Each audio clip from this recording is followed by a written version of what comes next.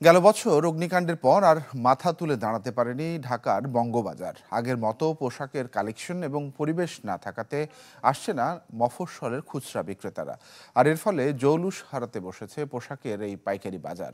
এবার ঈদের মৌসুমে কাঙ্ক্ষিত বেচা বিক্রি না হওয়াতে হতাশ ব্যবসায়ীরা। 1, 2, 3 ঢাকায় জমি জিতে নিন 100% ক্যাশব্যাক সহ 20 কোটি টাকার পুরস্কার।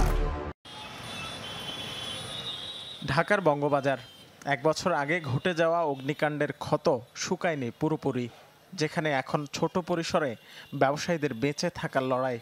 তিরপালের ছাউনির নিচে ছোট ছোট চৌকিতে অস্থায়ী দোকান, অনেকটাই ফুটপাতের আদলে, যেখানে আগের চেয়ে বেচা বিক্রি কমেছে অন্তত 80%। এই যেমন মাদারীপুরের রাকিব হাসান জুয়েল। 10 বছরের গোছানো ব্যবসায় ধস নামে আগুনের বছরে। পুঁজির অভাবে যার এখন টিকে থাকাই দায়। আমার তো আগের মতন ইনভেস্ট করার সামর্থ্য নাই, কারণ যেখানে আমি আপনার ধরেন আমি কিছু এনজিও থেকে লোন নিছি, তারা তো আমার লোন মাফ করে নেই, আর ব্যাংক মাফ করছে। হিসাব করতে গেলে সবার মতন সবাই বাঁচতেছে, আমাদের মতন আমরা প্রেশার। অগ্নিকাণ্ডের পর কমেছে পাইকারদের সরবরাহ সক্ষমতা, নষ্ট হয়েছে বাজারের পরিবেশ, যার স্পষ্ট প্রভাব বেচাকেনায়।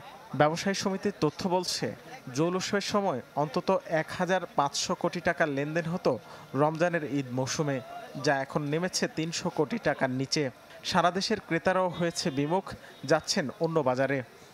আমাদের অন এভারেজ এক মাসে 2 দোকানে প্রায় 20 টাকার উপরে ট্রানজ্যাকশন থাকতো, বেশিও থাকতো।